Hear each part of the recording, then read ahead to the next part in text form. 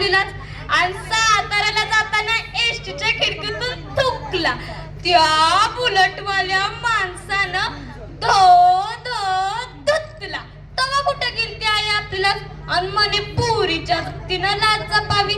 एवढं बोलून आई मारेल ह्या विचाराने सोनी गावाबाहेरच्या एका वडाच्या झाडाखाली कट्ट्यावर सगळी गावकरी मंडळी बसलेली तिथे गेली आणि त्यांना म्हणाली, अहो गावकरी मंडळींनो, सतत इथे गोल करून गप्पा मारत असतात. ह्या घरच्या त्या घरच्या, इकडच्या तिकडच्या. अहो समाजात काय झालंय त्याच्या गप्पा मारा ना. मग गावकरी म्हणतात, अगं सोने कशाबद्दल बोलतीस? ते म्हणतात की अगं बाहेर काय चाललंय, मुला मुलींच्यात भेदभाव चाललाय. तेव्हा ती म्हणती, अहो माझी आई म्हणते की पुरीच्या जातीनं लाज जपावी. आणि हे आमचे शेजारचे वाघ काका सट्ट्या पट्ट्याची चडी घालून हाफ बनियन घालून साऱ्या गावभर फिरलं ते जमत. आणि गण्या हो हा बुरमुड्यावर गाडीवर बसून साऱ्या गावभर चक्रा मारतो. त्याला फॅशन म्हणायची. आणि आम्हा मुलींनी घातली की संस्कृती बुडाली. हे काही नाही चालणार. जी वागणूक मुलांना तीच वागणूक आम्हा मुलींना का नाही? एवढं बोलून सोनीची आई येते आणि सोनीला बोलते, सोने सोने सोने, तू मोठी झाली म्हणजे तुला शिंग फुटली. थांब, ह्यांच्या कानावरच घालते. आणि ती सोनीच्या बाबांना हाका मारू लागते. अहो ऐकलत का? ही आपली सोनी मोठी झाली म्हणजे तिला शिंगच फुटली. शिंग फुटली या विचाराने सोनी घराकडे पळ काढते आणि म्हणते, फादर. मग बाबा म्हणतात, काय झालं ग सोने? मग सोनी बोलते, बाबा शिंग कशांना फुटतात? मग सोनी म्हणते, शिंग? हो शिंग. बाबा म्हणू लागतात, गाईला, म्हशीला, शेळीला आणि बैलाला. मग सोनी पटकन म्हणते, बाईला. मग बाबा हसतात आणि म्हणतात, वेडी बिडी झालीस काय सोने? मग सोनी म्हणते, युवर करेक्ट बाबा, मलाही तेच म्हणायचंय. काय उगीच माई चेष्टा काय लावली? कुणी? आईनं आणि सगळ्यांनी. ते म्हणतायत की सोनीला शिंग फुटली. मग बाबा हसतात आणि म्हणतात, अगं वेडे सोने, म्हणजे आता तू मोठी झाली. मग सोनी म्हणते, हा सोनी मोठी झाली? मग सोनी म्हणते, बाबा तुम्हाला माहितीये आमच्या शाळेत शिकवतात, भारत माझा देश आहे, सारे भारतीय माझे बांधव आहेत. आणि ही आपली आई म्हणते शेजारच्या मैत्रीणबरोबर मैत्री करू नको, का तर ती खालच्या जातीतील आहे त्यामुळे. आणि बाबा, चंद्रावरून माणसं खाली आली तर आई दर पौर्णिमेला चंद्राकडे बघून उपवास सोडते. आणि बाबा आमच्या शाळेत अजून एक शिकवतात, व्यसन करणे हे शरीराला हानिकारक आहे. मग बाबा म्हणतात, बरोबर तर शिकवतात. मग सोनी म्हणते, बाबा तुम्ही म्हणता व्यसन करणे हे शरीराला हानिकारक आहे, हे बरोबर आहे, पण तुम्हीच तर दररोज रात्री टाकून येता. मग बाबा सोनीवर चिडतात आणि तिचं कान पकडतात आणि म्हणतात, सोने सोने सोने, तू मोठी झाली म्हणजे तुला पंख फुटली. मग सोनीच्या आईकडे ते रागून बोलतात आणि म्हणतात, आजपासून तुला सांगतो सोनीची शाळा बंद. शाळा बंद? माझं काही चुकलं का? प्रश्न विचारले ते. पोरीच्या जातीनं बोलू नये जाता. जरा प्रश्न विचारले तर शिक्षणावर गदा. पण आमचे गुरुजी सांगतात मुला मुलींना प्रश्न पडलेच पाहिजे आणि त्या प्रश्नांची उत्तरे देण्याची जबाबदारी मोठ्यांनी स्वीकारली पाहिजे. पण मला तर आता काहीच समजेना, कारण आई म्हणते शिंग फुटली, बाबा म्हणतायत पंख फुटली, म्हणजे नक्की मला काय झालंय? ह्या विचाराने सोनी घराबाहेर चालत असताना एक मुलगा येतो आणि म्हणतो कसा, हाय सोनी, आपण भेटलो होतो तेव्हा. मग सोनी म्हणते, तेव्हा म्हणजे केव्हा रे?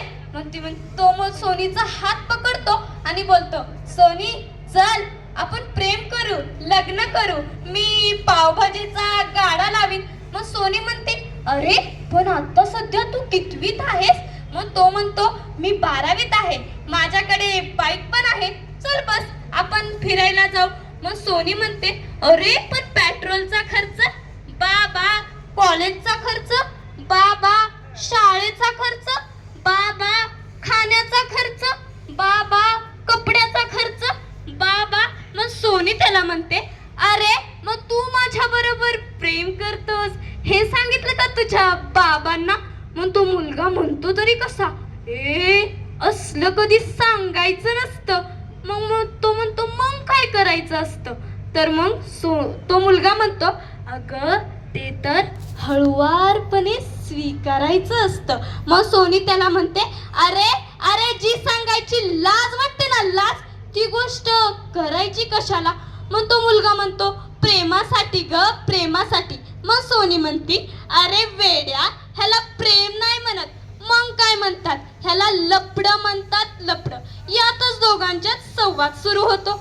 मग सोनी म्हणते तू जा इथून, मला खूप शिकायचंय, मला खूप मोठं व्हायचंय. एकतर मी खूप टेन्शन मध्ये आणि तू यात प्रेम प्रेम प्रेम प्रेम प्रेम लपडं लपडं लपडं, ह्यातून मला बाजूला कर, नाहीतर मी पोलिसांना बोलेन. पोलीस हा शब्द ऐकताच मुलगा गायब. मग सोनी म्हणते पोलीस हा शब्द ऐकताच गेलाय पळून आणि आलाय माझ्याकडे प्रेम करायला. मग सोनी ह्या शिंग फुटली पंख फुटली ह्या विचाराने चालत असताना घराच्या कट्ट्यावर तिला चक्कर येते. चक्कर येतात सगळ्या गावातल्या स्त्रिया तिच्या समोर गोळा होतात आणि त्यातलीच एक स्त्री सोनीच्या आईला जरा दूर घेऊन बोलते अहो वहिनी, तुम्हाला माहितीये का तुमची ही सोनी माझ्या घरापुढून जाताना मैत्रीणपाशी कमी आणि मित्रांपाशी जास्त दिसते बघा. मग सोनी हात चोळत चोळत डोळे चोळत उठते आणि म्हणते अहो काकू मी दमले आणि पडले. लगेच तुमच्या चर्चा सुरू. आणि काय हो काकू, तुमचा पोरगा 12वीत नापास झाला तरी त्या पुरी माग हिंडतोय आणि बापाचे पैसे उडवतोय. त्याला म्हणा निदान आतली चड्डी घेण्या एवढे तरी पैसे कमव. मग काकू म्हणतात बाई बाई बाई, ह्या पुरीला काही वळणच दिलं नाही. मग सोनी म्हणते अहो काकू, वळण कधी सरळ असतं का? ते तर वाकडच असतं ना, कुत्र्याच्या शिपटीसारखं. मग सगळे तिथून निघून जातात. सोनी बसायला जाती. आई म्हणते बसू नको, उठू नको, हसू नको, रडू नको. मग सोनी म्हणते अरे यार सगळंच नको तर मग हवं काय? मग श्वास घेण्यासाठी एकतरी उपाय सांगा.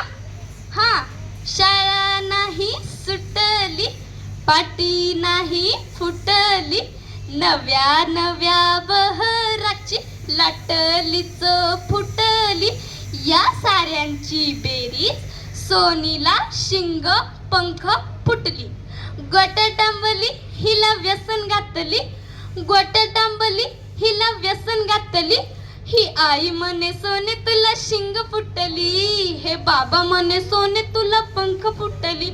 कालपर्यंत ठीक होती, अगं कालपर्यंत ठीक होती, आता अशी वागू नको, चार चौघांमध्ये असं वेडं वाकडं बोलू नको. ही आई म्हणे, ही आई म्हणे, ही आई म्हणे सोने तुला शिंग फुटली, हे बाबा म्हणे सोने तुला पंख फुटली. हे बोलता बोलता सोनीच्या डोळ्यातून अश्रू वाहिले. आई बाबांना ह्याची जाणीव झाली, आपण काहीतरी चुकीचं करतोय. ते सोनी जवळ आले आणि सोनीचे अश्रू पुसले आणि अश्रू पुसत पुसत ते म्हणाले सोने आमचं चुकलं, आम्हाला माफ कर. आता आम्हाला समजतंय की मुला मुलींच्यात भेदभाव करायचा नाही, मुलगा मुलगी दोघेही समान, कारण दोघांनाही आम्ही आमच्याच पोटून जन्म दिलाय, तर दोघांच्यात भेदभाव कशाला करायचाय. म्हणून ते सोनी जवळ जातात आणि म्हणतात सोने आज आम्ही हा विचार केलाय की मुला मुलींच्यात भेदभाव करणार नाही. फक्त आम्हीच नाही तर आमच्या शेजारी पाजाऱ्यांना, आपल्या गावाच्या शेजाऱ्यांना सगळ्यांना सांगू. मित्रांनो मैत्रिणींनो, इथे बसलेल्या सगळ्या आई वडिलांना माझी एकच विनंती आहे की प्रत्येकाने सगळं केलेलं आहे. कोण शिक्षक बनलेला आहे, कोण इंजिनियर, कोण डॉक्टर. प्रत्येक क्षेत्रात आता स्त्रिया आपल्याला पुढे जाताना दिसत आहेत, पण खेड्यावाड्यात अजूनही त्यांना समजलेलं नाही की मुला मुलींच्यात भेदभाव करायचा नाही. माझं एवढंच ह्या कथेतून तुम्हाला संदेश भेटतो की तिथे जाऊन सांगा की मुला मुलींच्यात भेदभाव करू नका. जितका मुलांना तुम्ही समान जितका मुलांना तुम्ही मान देता तितकाच मुलींना द्या, कारण मुलगा मुलगी दोघेही समान, मुलगा मुलगी दोघेही समान, दोघांनाही शिकवा छान, तरच वाढेल आपल्या देशाची शान, तरच वाढेल आपल्या देशाची शान. एवढाच संदेश लक्षात ठेवा आणि माझी कथा ही कायम लक्षात ठेवा. धन्यवाद.